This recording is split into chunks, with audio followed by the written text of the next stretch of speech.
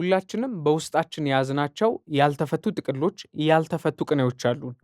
ለመጀመሪያ ጊዜ ለራሴ መልስ አጥቼ ዝም አልኩ። ውድቀት ያለበት አካባቢ ላይ ራሳችንን ማግኘት አንፈልግም። ብዙ ጊዜ ከፍርሃት የምናገኘው አንድ ነገር አለ። ለምን መውደቅን የሞት ያህል ፈራ ነው። ውይ መኖር ግን መልኳ አበዛዟ። ውድቀትን ከማንነት ጋር ማቀላቀል ነው። ሞከርኩና አቃተኝ ከሚለው እውነታ ይበልጥ ደህንነት ይሰጠናል። ምክንያቱም ለምንስ ነው ከሰው መንጋ መገንጠልን የመረጠችው? ይሄ ደግሞ ከመጀመራችን በፊት አእምሯችን በጣም ብዙ መቶዎች የሚሆኑ ፖሲቢሊቲዎችን ወይንም ተስፋዎችን ይሰጠናል። እርግጠኛ የሆነ ወይንም ጋራንቲድ የሆነ ውድቀትን መምረጥ ይቀለዋል። ያ ግርፋት ያቃጭልበትና መነሳት የማይችል መስሎ ይሰማዋል። እኛ ውዳቂዎች ነን ማለት አይደለም። አንዳንዴ እንዲህ ነው። እንደ ፈንቀድንላቸው እንኳን ሳናውቃቸው ከህልም ዓለም እንዳይነቁ የዛለ እጃችን ላይ የምናንተርሳቸው ስንት አሉ መሰለሽ። በምናብ ውስጥ ድንቅ ሆኖ ከመሞት ይልቅ በእውነታ ዓለም ተራ ሆኖ እየተማሩ መኖር ይበልጣል።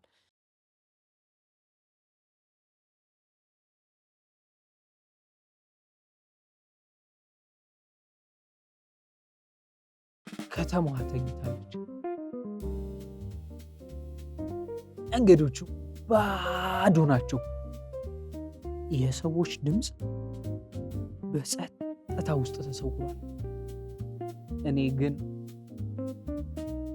ከራሴ ጋር በእነዚያ ጸጥ ያሉ ሰዓታት ውስጥ አንዳንድ ጥያቄዎች ከሌላ ጊዜ በበለጠ ጮክ ብለው ይሰማሉ።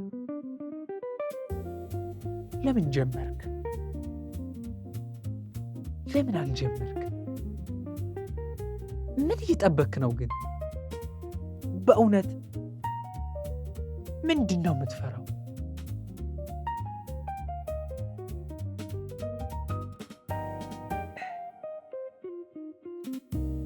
ለመጨረሻው ጥያቄ ግን መልስ ማግኘት ቀላል አልነበረም። ምክንያቱም ፍርሃት ሁልጊዜ በስሙ አይመጣም። አንዳንዴ ጊዜው አይደለም ብሎ ይመጣል። አንዳንዴ ገና ዝግጁ አይደለህም ብሎ ይመጣል። አንድ ነገር ግን እፈልጋለሁ፣ እንደምችልም አምናለሁ።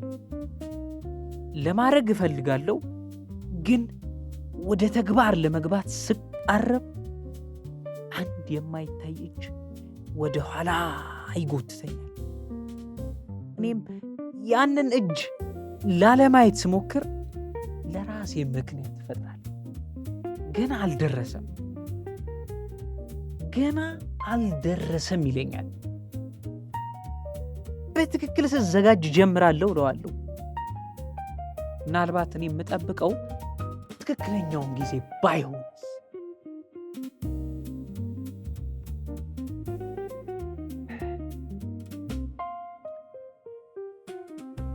ምናልባት ራሴ ላይ ሲሆን ከማየት የማልፈልገውን ነገር እየጠበቅኩኝ ቢሆንስ?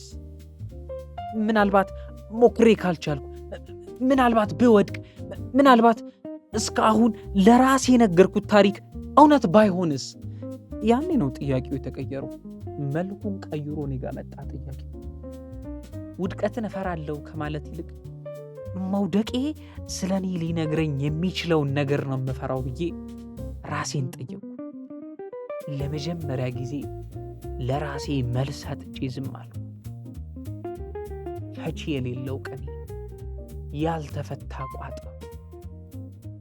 ሁላችንም በውስጣችን የያዝናቸው ያልተፈቱ ጥቅሎች፣ ያልተፈቱ ቅኔዎች አሉን። ምናልባት ያልተጀመረ ቢዝነስ፣ ያልተጻፈ መጽሐፍ ወይም ለዓመታት ተዘግቶ የኖረ የሙዚቃ መሳሪያ ሊኖረን ይችላል። እነዚህ ነገሮች የማንጀምረው ምናልባት ስንፍና ኖሮብን ሳይሆን እነዛን ነገሮች ብንጀምር ያንን ነገር ለመቻል ወይም ላለመቻላችን ኤቪደንስ መስጠት የሚችሉ መረጃዎችን ስለኛ ስለምንሰበስብ ነው። ጥቅሉ ተዘግቶ እስካለ ድረስ ግን እኛ በጣም የምንችል ነን ወይም ደግሞ በጣም ፖቴንሻሊ ጂኒየስ የሆነን ሰዎች ነን ብለን እናስባለን።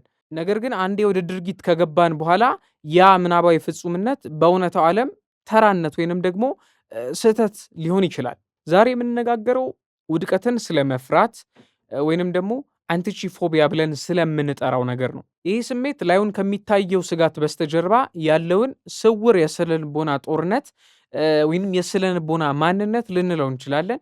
በሰፊው እንመረምራለን። እንኳን ወደ አንጻር ፖድካስት በሰላም መጣችሁ።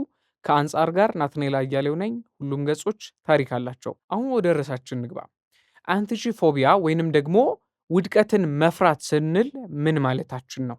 በቀላሉ ስንመለከተው አንድ ነገር ላለመጀመር ወይም አጋማሽ ላይ ለማቆም ወይንም ጀምሮ ለማቆም የምንደረድረው ምክንያት ማለታችን ነው። ነገር ግን ከላይኛው ድርጊት በስተጀርባ ውድቀትን የምንፈራው ድርጊቱን ጠልተን ሳይሆን ውድቀቱ በእኛ ላይ የሚደቅነውን መስታወት በመፍራት ነው። ለምሳሌ መስታወት ፊት ለፊት ስትቆሙ ራሳችሁ ላይ ያለውን ፊታችሁ ላይ ያለውን የሆነ ችግር ነው የምታወጡበት ከመስታወቱ። ልክ እንደዚሁ ሁሌ መስታወቱ የሚያሳያችሁ የእናንተን ችግር ከሆነ እዛ መስታወት ፊት መቆም ትፈራላችሁ።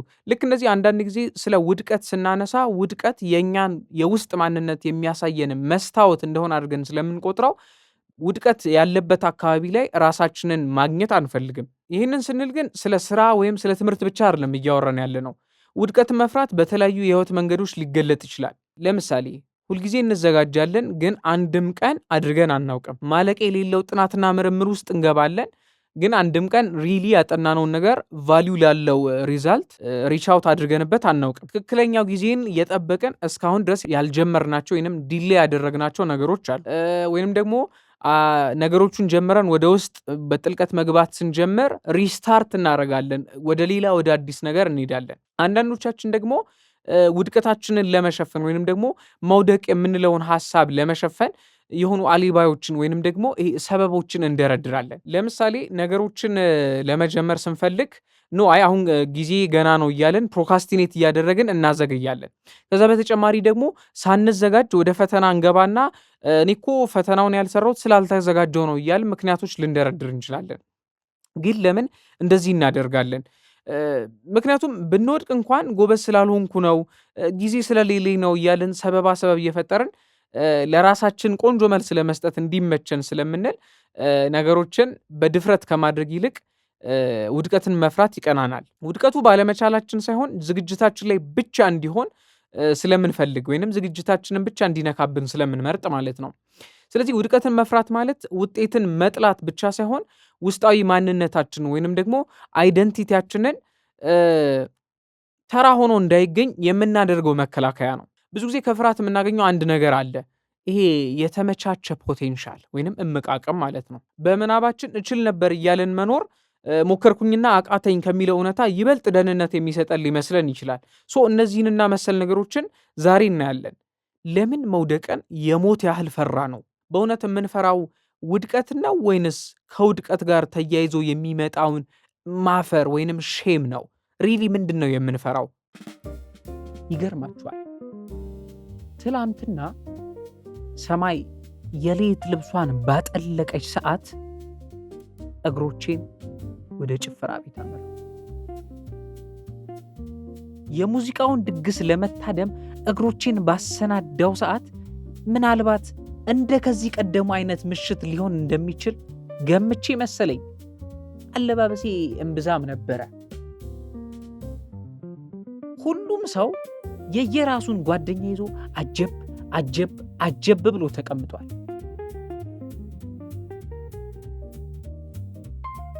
ሙዚቃው ቢጀምርም የሙዚቃውን ጣዕም በሰውነቱ እንቅስቃሴ ለመቀየር የተነሳ ግን አንድም ሰው አልነበረም።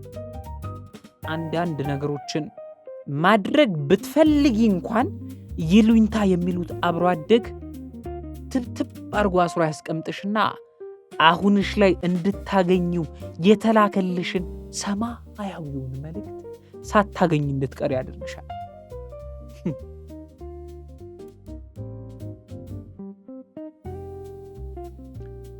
ውይ መኖር ግን መልኳ አበዛዟ። በህብረት ከተቀመጡት ሰዎች ጫጫታ ይልቅ ለብቻዋ የተቀመጠች ነፍስ ና ብላ ስትጠራኝ ተሰማኝ። ለምን ይሆን ለብቻዋ የተቀመጠች? ለምንስ ነው ከሰው መንጋ መገንጠልን የመረጠችው? ምናልባት መልኳን የምታይበት መስታወት የሚሆን ሰውነት አጥታ ይሆን? እንጃ ብቻ አይኔ ውስጥ ገባች። ደፍሮ የሚያናግራት ሰው አልነበረም። ዝላዩ በተወሰኑ ሰዎች ተጀምሮ ሞቅ ሞቅ ማለት ሲጀምር ከሐሳብ ሰመመን ነቃውና እኔም ወደ ዝላዩ አመራው። እግሮቼ ተያይዘው ስለነበር እንደፈለግኩ መዝለል አልቻልኩም ነበር። ለካስ አንዳንዴ መዝለል ፈልገሽ እንኳን እግሮችሽ ስለተያያዙ ብቻ መዝለል ሳትቺ እንዲያማረሽ ይቀራል። ህይወት ላይ አድሎ የለም። ሁሉንም እኩል ነው የሚያደርገው። ሁሉም በመረጠው ወይም በተመረጠለት ይኖራል እንጂ የሚዳላ የሚባል ነገር የለም። እግሬ እስኪብረከረክ ዘለልኩና ለረፍት ስቀመጥ አዳማጭ ያጣችው ያቺ ብቻዋን ያለችው ምስኪን ነፍስ እንደተቀመጠች ነበር ያገኘኋት ለብቻዋ። የሚቀርባት ሰው ስላልነበረ ደፈር ብዬ ለማናገር እኔም ፈራው። እንደነዚህ አይነት ነገሮች የሚፈጠሩት አእምሯችንና ስሜታችን ሁልጊዜ በአንድ አቅጣጫ ስለማይሰሩ ነው። ከዚህ ቀደም ባሉት ኤፒሶዶች የተወሰነ ለማንሳት ሞክሬ ነበረ። ይህ ማለት አእምሯችንና ስሜታችን እየተናበቡ የመሄድ ቻንሳቸው እጅግ በጣም አናሳ ነው። ስፔሻሊ ደግሞ ራሳችን ላይ የማንሰራና ሰልፍ ዴቨሎፕመንታችን በጣም ዝቅተኛ ከሆነ አእምሯችን ይሄ ድል ለአንተ ወሳኝ ነው ሊለን ይችላል በዚህ ኮንቴክስት። በተቃራኒው ደግሞ ስሜታችን ኖ ይህንን ነገር ሞከርክ እኮ ማለት እንደማትችል ታወቅክ ማለት ነው፣ ወይም ደግሞ ትወድቃለህ ማለት ነው። ሶ ውድቀትን እየፈራ እንድትኖር ስሜትህ፣ አእምሮ ደግሞ እንድትሞክር ሲገፋፉ በሁለቱ መካከል የሚኖረው ግጭት ነገሮቹን አንደርስታንድ ሳናደርግ መሀል ላይ ሆነን እንድንቀር ሊያደርገን ይችላል። አንዳንድ ጊዜ ከፍርሃት የተነሳ ከመጀመር ወደኋላ የምንለው ውጤቱን ስለጠላን ብቻ አይደለም። በመናባችን የገነባ ነው ፍጹም የሆነ ማንነት እውነታው ወጥቶ እንዲያፈርሰው ስለምንሰጋም ሊሆን ይችላል። እስኪ ሪሊ ለምን መውደቅን ፈራን፣ ውድቀታችን ለምን አስፈራን የሚሉት ነጥቦችን ሀተታ እንስጥባቸው። የመጀመሪያው ውድቀትን ከማንነት ጋር ማቀላቀል ነው። ይሄ ማለት አንድ ሰው ወደቀ ማለት ማንነቱ ውዳቂ ነው ማለት አይደለም። ነገር ግን በጣም ብዙዎቻችን ከወደቀን ውዳቂ የሆንን መስሎ ስለሚሰማን ብቻ ነገሮችን ለማድረግ ወደኋላ እንሸሻለን። ውድቀትን የምንፈራው ስለሚጎዳን ብቻ ሳይሆን ውድቀቱ በእኛ ላይ የሚደቅነውን ቅድም ያልኩትን መስታወት በመፍራት ነው። ብዙዎቻችን ስራ አልተሳካም የሚለው የድርጊት መረጃ ብቻ መስሎ ነው የሚሰማን። ነገር ግን እኔ ውዳቂ ነኝ ወደሚል አይዲያዎች እንዳዘነብል ያደርገናል። ሁለተኛው ነጥብ አሊባይ ወይንም ደግሞ ይሄ ሰበባ ሰበብ የምንፈጥርበት ስትራቴጂ ነው። ለሁሉም ነገር ሰበብ የለውም። በነገራችን ላይ አንድን ነገር ባለመጀመር ወይንም ደግሞ ሆን ብሎ ነገሮችን ፕሮካስቲኔት ማድረግ ወይንም ማዘግየት አእምሯችን እንደ ትልቅ ስጦታ ይሰጠናል። ይሄም ሰበብ ወይንም አሊባይ የምንለው ነገር ነው።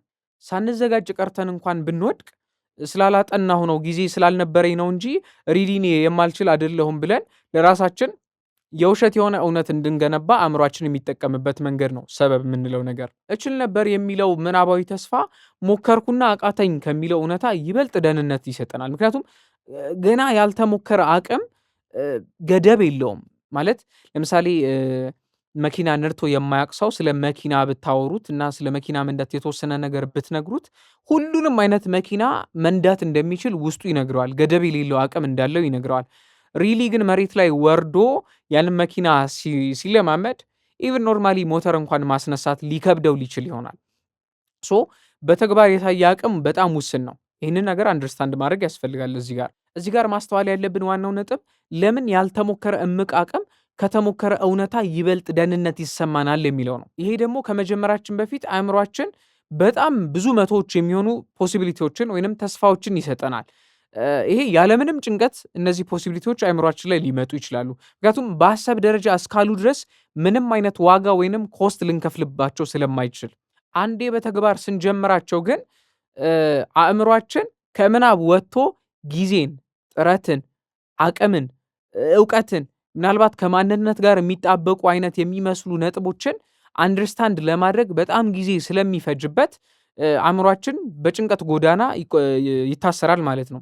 ሶ አእምሯችን ያጣነውን ነገር ከምናገኘው በላይ አግዝፎ ስለሚያየው ውድቀትን እንደ ትልቅ አደጋ ይቆጥረዋል ማለት ነው።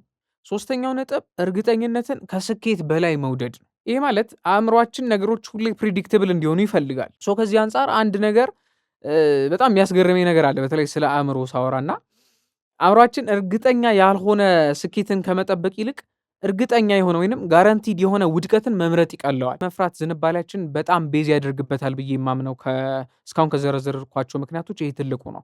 በልጅነት አስተዳደጉ ውድቀትን በጣም እየተገረፈ ልክ የሆነ ነገር ሲወድቅ በጣም እየተገረፈ ያደገ ልጅ ኋላ ውድቀትን እንደ ትልቅ ጦረኛ ነው የሚፈራው እና ወድቆ ቢገኝ ድንገት ያ ልጅ በቃ በጣም እንደ ውዳቂ እንዲሰማው ድሮ አባቱ ስላገኘው 18 ማርክ ሳይሆን ስላጣ 2 ማርክ 10 ጊዜ የሚቀጠቅጠው ከሆነ ኖርማሊ ላይፍ ላይም የሆኑ ነገሮች ፌል ሲያደርጉበት የአባቱ ትራውማ ነው የሚመጣበት።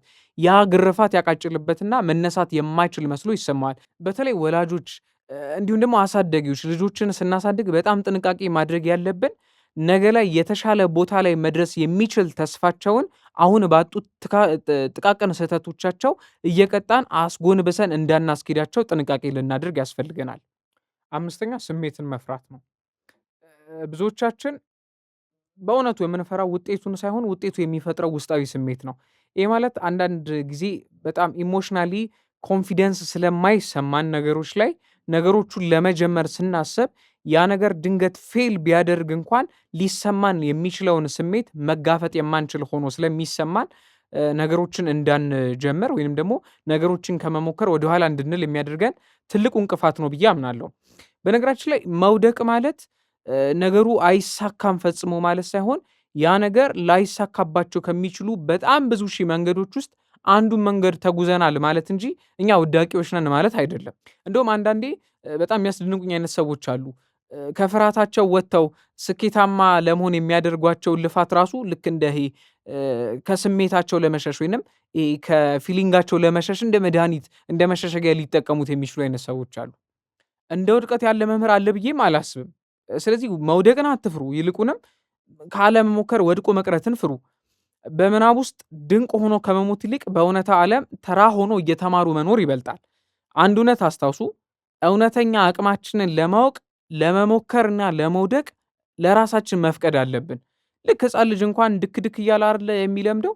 ያን ጊዜ ልጅ እያለ ሲወድቅ 10 ጊዜ የሚያነሱት ቢሆን ወላጆቹ አሁንም ድረስ ስቲል በሁለት እግሩ ቀጥ ብሎ የመራመድ አቅምን ባላገኘ ነበር። መውደቅን አንፍራ። ረጭ ባለ ምሽት ድንገት ባልዬ ነበር የተነሳሁት። ተኝታለች ተንተረሳኝ። ልቀሰቅሳት ስላልፈለግኩ የዛሉ እጆቼ ላይ እንድትቆይ ነበር የፈቀድኩላት። አንዳንዴ እንዲህ ነው፣ እንደ ፈንቀድንላቸው እንኳን ሳናውቃቸው ከህልም ዓለም እንዳይነቁ የዛለ እጃችን ላይ የምናንተረሳቸው ስንት አሉ መሰለሽ። ከእንቅልፍ ያነቃኝ ቅድም ሲመላለስ የነበረው ጥያቄ መሆን አለበት። ጊዜ የሚሉት ጌታ ግን ምን ጉድ ነው? አሁንን መኖር ሳንችል ሌሎች አሁኖችን እየደረደረ የአሁንን ጣዕም ሳናውቅ እንድንቀር ነው እንደሚፈልገው። ብቻዬን ሳልሆን ብቸኛ ሆኜ ራሴን አገኘሁት።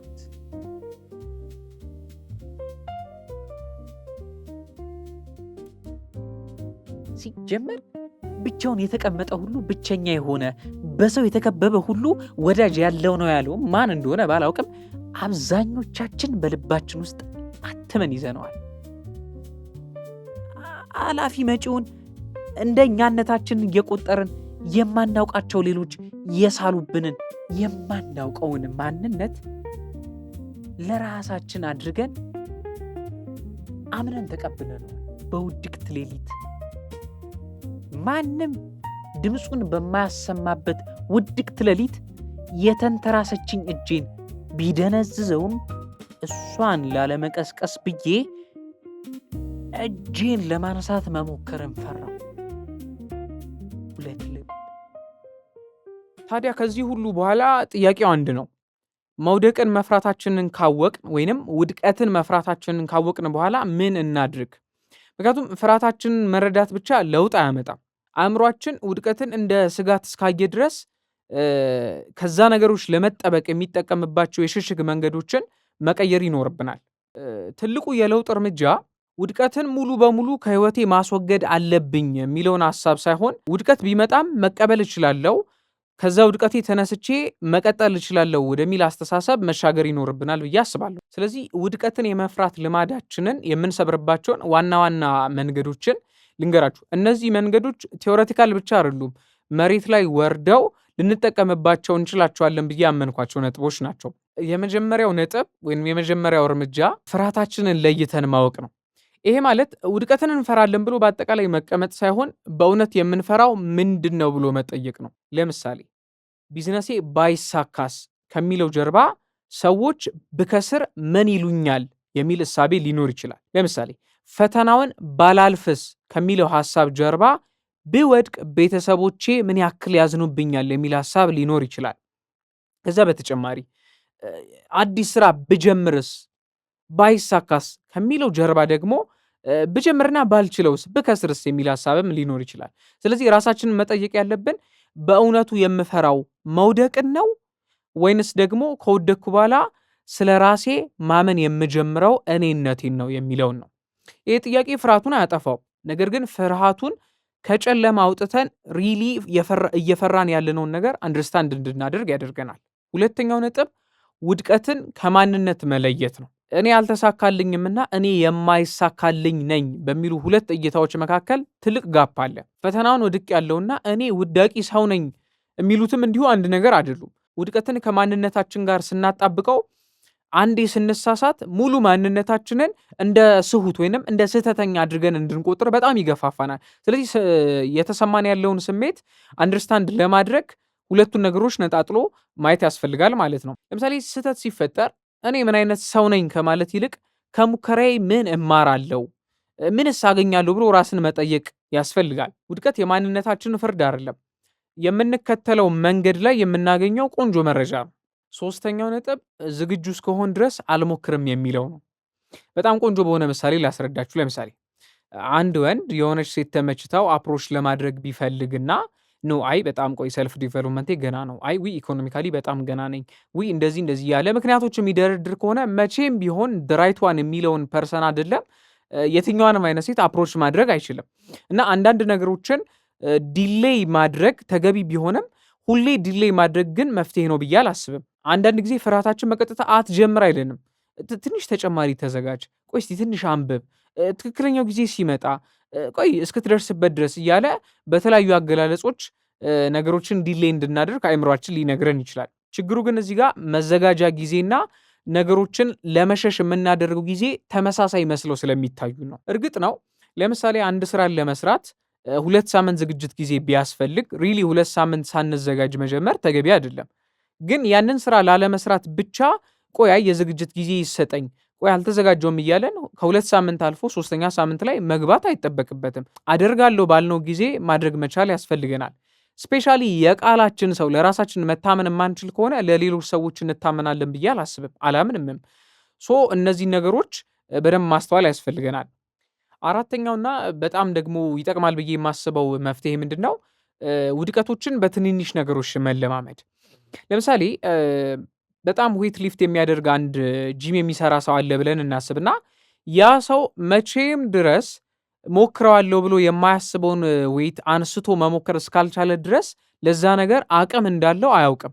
ልክ እንደዚህ ጂም ውስጥ ገብቶ ያቺን ነገር አንስቶ መውደቅን ቢለማመድ ሌትስ ያ ብረት ቢወድቅበት ኢን ሴንስ አጉል ቦታ ሳይሆን የተወሰነ ፌል ቢያደርግ ለምዶታል መውደቅን። አዳዲስ ነገሮችን በተማረ ቁጥርም ለመውደቅን አይፈራም። ልክ እንደዚህ አዳዲስ ክህሎቶችን ለመማር እንዘጋጅ። እዚህ ጋር በተለየ መልኩ አንድ ደግሞ እንድትጨምሩት የምፈልገው ነጥብ ኢቭን ኢፍ አንድ ሙያ ላይ በጣም ኢነርጂ ኖሯችሁ የምትሰሩና በጣም ክህሎት ያላችሁ በጣም ኤክስፔሪንስ ፉል ብትሆኑ እንኳን ስህተትን ለመማር ስትሉ እንደ አዲስ ያንን ነገር እንደማያውቀው ሰው ሆኖ መማር እንዲሁ ውድቀትን ለመፍራት ወይንም ደግሞ ውድቀትን ፈርተን ወደኋላ እንድንሸሽ የሚያደርገንን እንቅፋት ያክማል ብዬ አምናለሁ። ለምሳሌ አንድ ቪዲዮ ኤዲት የሚያደርግ ሰው በጣም ፐርፌክት ቢሆን እንደ አዲስ ምንም ሙያ እንደሌለው ሰው አዳዲስ ቪዲዮዎችን እያጠራቀመ ፍሮም ደ ቦተም ዲግ እያደረገ መስራትን ቢለማመድና ፌል ቢያደርግ ይህን ማውቀዋለሁ ብሎ ኢግኖር አድርጎ ከማለፍ ይልቅ ውድቀትን አንደርስታንድ እያደረገ በትንንሽ ውድቀቶች ትልልቅ ውድቀቶች ቢገጥሙትም ሬዲ የመሆን ቻንሱን ያሰፋዋል። ይህም ደግሞ የሚሆነው ምንድነው? አእምሯችን በተደጋጋሚ ውድቀትን ሲሰራ ከዛ ውድቀት መነሳት እንደሚችል አንደርስታንድ ማድረግ የሚችልበትን መንገድ እኛው በራሳችን ስለምንሰራለት ማለት ነው። ምክንያቱም አእምሮ የሆነ ፕሮግራምድ የሆነ ነገር አይደለም። እኛው ራሳችን ኢንኮድ ዲኮድ እያደረግነው የሚጓዝ ነገር ስለሆነ ማለት ነው። አምስተኛውና የመጨረሻው የመፍትሄ ነገር ከውድቀት በኋላ ማንነታችንን ወይንም እኛነታችንን እንዴት እንደምንይዝ መማር ነው። አንዳንዶቻችን ውድቀትን የምንፈራው ውድቀቱ ራሱ ስለሚያስፈራን ብቻ አይደለም። ከወደቅን በኋላ የሚሆነውን ወይንም የሚገጥመንን ማንነታችንን መያዝ እንዴት እንደምንችል አንደርስታንድ ማድረግ ስላልቻልን ነው። እንዴት እንዲህ ሆንኩኝ? ሁሉም እኮ ይችላሉ፣ እኔ ግን እየቻልኩት አይደለም። እኔ ምንም ልሆነው አልቻልኩም፣ እኔ ሊሳካልኝ አልችልም የሚሉ የውስጥ ድምጾቻችን ከውድቀቱ የበለጠ ውስጣችንን ሊጎዱት ይችላሉ። ስለዚህ ከውድቀት በኋላ ራሳችንን መጠየቅ ያለብን ነገር ቢኖር ይህን ስህተት የሰራው በጣም ወዶ የቅርብ ወዳጄ ቢሆን ኖሮ ምን መክረው ነበር የሚለውን ነው። ስለዚህ ያንን ርህራሄ ለራሳችንን መስጠት መማር አለብን። ከዚህ ቀደም ባሉት ክፍሎችም ተናግሬያለሁ። ራስን ይቅር ማለት ስህተቱን እንዳልተፈጠረ አድርጎ መቁጠር ወይንም ደግሞ ስህተቱን ትክክል ማድረግ አይደለም። ስህተቱን ከተማርንበት በኋላ በስህተት ውስጥ ታስረን እንዳንኖር ራሳችንን ነፃ ማድረግ ማለት ነው። ስድስተኛውና የመጨረሻው መፍትሄ በእኔ እይታ ማለት ነው ውጤትን ከመጠበቅ ይልቅ ኤክስፔሪንስ ላይ ፎከስ ማድረግ ነው። አንዳንዴ ነገሮችን የምንሞክረው ሁሌ በጎ ነገር ስላላቸው ብቻ አይደለም፣ ነገሮች ውስጥ ያለውን እምቅ ውበትም ለማየት ነው። ለምሳሌ አዲስ ምግብ ቤት ሄደን ቀምሰን የማናውቀውን አይነት ምግብ የምናዘው የዛን ነገር የምግቡን ጣዕም ለማወቅ እንጂ ሆዴን ቢያመኝስ እንደው የሆነ ነገር ቢፈጠርስ ምናምን ብለን አንፈራም። ልክ እንደዚህ ሁሉ ሪያሊስቲክ ላይፍ ላይም ስንመጣ አንዳንድ ነገሮችን የምግብ ቤቱን ያክል ቫሊዩ እንኳን አንሰጣቸውም፣ በጣም ከመፍራታችን የተነሳ ማለት ነው። እና ይህንን ስንል እችል ነበር የሚለውን ማንነታችንን ቀይረን ሞክሬያለሁ ከዛ አልሆነልኝም ወደሚል መተካት ያስፈልገናል። የውድቀት ፍርሃት መስበር የምንችለው በአእምሯችን ውስጥ ብቻ አይደለም፣ በተግባር ነው። አንድ ቀን የሆነ ነገር ጀምረን እንወድቃለን። አንድ ቀን ሰዎች አይወዱንም፣ ያጀቡንም ይበተናሉ። አንድ ቀን ሊቅ በሆንበት ሙያ ላይ እንኳን ስህተት መስራታችን አይቀርም። አንድ ቀን እንደገና እንጀምራለን እና ቀስ በቀስ አእምሯችን አዲስ መረጃዎችን መሰብሰብ ይጀምራል። ሞከርኩ፣ አልተሳካልኝም፣ ግን አሁንም እኔ እሞክራለሁ። ተስፋ መቁረጥ የእኔ ህይወት ቮካብለሪ ላይ የለም ብለን ማመን ያስፈልገናል። መኖር ላይ ደፋር እንሁን።